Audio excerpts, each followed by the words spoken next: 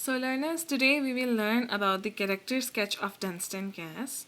This is a complete answer to the question for attempting the character sketch of Dunstan Cass in the paper as well. Please subscribe my channel. Okay, let's start. Dunstan Cass, commonly called as Dunsey, was the younger son of Squire Cass. ये छोटा बेटा था square कैस का, बड़ा बेटा Godfrey कैस था जिसका character sketch मैंने दे दिया हुआ है. प्लीज़ आप वो वीडियो भी जाके चेक कीजिए. ही was a thick set heavy looking man, यानी कि हैवी था, भारी भरकम इंसान था वो.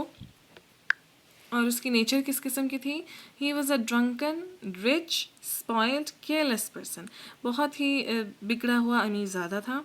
ही was ill mannered and morally ill too. उसके मैनर्स भी बहुत बुरे थे और मोरली यानी कि इंसानियत भी उसके अंदर इतनी नहीं थी. उसको सही गलत का मतलब नहीं था पता और वो बहुत ही बुरे काम किया करता था. He did not care about the troubles and problems of others, rather he used to enjoy it. और वो इतना बुरा इंसान था कि वो दूसरों की प्रॉब्लम्स या दूसरों की परेशानियों के बारे में उसे ज़रा परवाह नहीं थी, बल्कि वो दूसरों के दुख देखकर उन्हें enjoy करता था. He was a spiteful, jeering fellow who always argumented that his ill habits and bartering were not a problem for a family rich like his.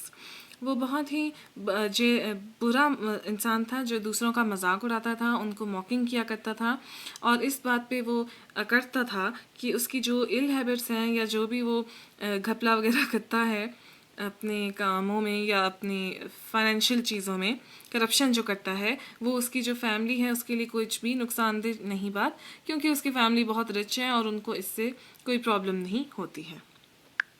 अब एक और जो उसके अंदर कनिंग चीज़ थी वो ये थी that he had a skill of reading one's mind and knowing one's weakness and thus use them for blackmailing and threatening others.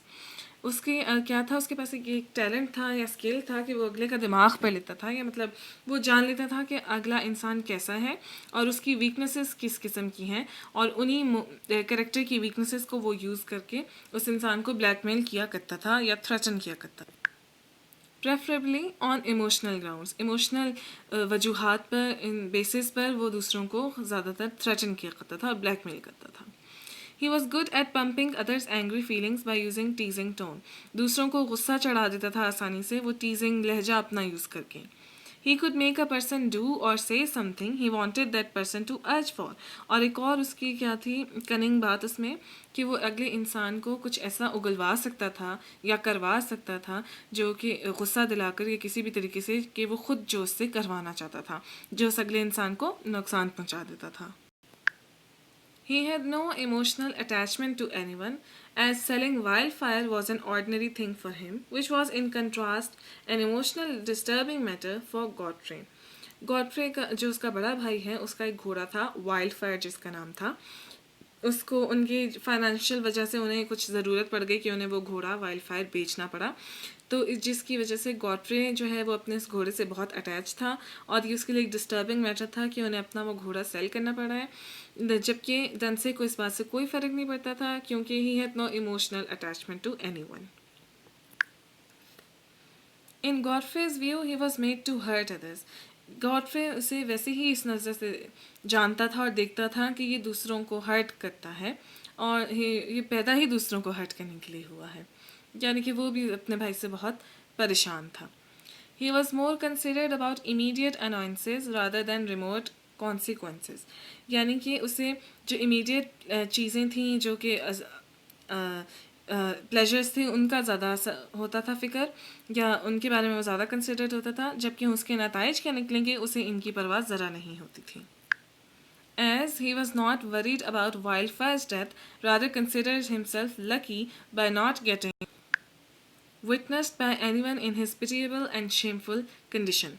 जैसे कि इसकी एग्जांपल क्या है कि जब वो वाइल्ड फायर के ऊपर घोड़ा गिर गया था और उसकी वजह से डन से भी गिर गया था रेस में, तो जो है उसे वाइल्ड फायर की परवाह नहीं थी कि उसे चोट लगी है या क्या अब होगा, बल्कि उसे सिर्फ अपनी ये परवाह थी कि शुक्र है उसे इस हालत में किसी ने नहीं देखा कि वो गिर गया है और उसकी शेमफुल कंडीशन में से किसी ने नहीं देखा.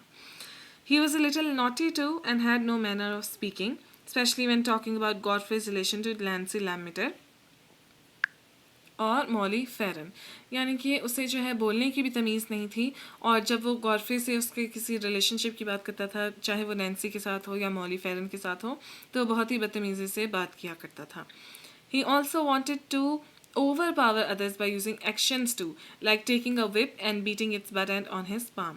अच्छा, अब दूसरा जो उसकी ट्रिक थी कनिंग, वो ये थी कि वो अपनी बॉडी लैंग्वेज से भी दूसरे को ओवर पावर करने की कोशिश करता था, डोमिनेट करने की कोशिश करता था, थ्रेटन करने की कोशिश करता था. जैसे कि एक विप, गॉडफ्रे से बात करते हुए उसने हाथ में एक विप ली और उसको हाथ पे वो बीट कर रहा था, ज़ोर ज़ोर से मारा था. तो ये एक एक्शन है ये दिखाने का कि मैं तुम्हें डोमिनेट कर रहा हूँ. He was proud and had a self-possessed personality. बहुत ही मगरूर था और अपने बारे में ही सारा वक्त सोचता था और अपना ही ख्याल करता था. He wanted to dominate others and was overconfident about his luck, especially his luck in bargaining, as he was under the influence of this false belief that he could never lose, and if he loses, the loss is recoverable. वो जो है अपने इस बारे में वो बहुत ज़्यादा ओवर कॉन्फिडेंट था और दूसरों को डोमिनेट करना चाहता था, और वो ये कहता था कि वो ख़ुद को बहुत ही लकी इंसान समझता था, ख़ासतौर पे बार्गेनिंग वगैरह में, क्योंकि वो कहता था कि जब भी मैंने बार्टरिंग की है, बार्गेनिंग की है, तो मैंने कभी कोई लॉस मुझे नहीं हुआ, और जो अगर लॉस होता भी है तो वो रिकवरेबल होता है. तो यानी कि ये भी उसकी एक गलत फहमी थी उसके अंदर.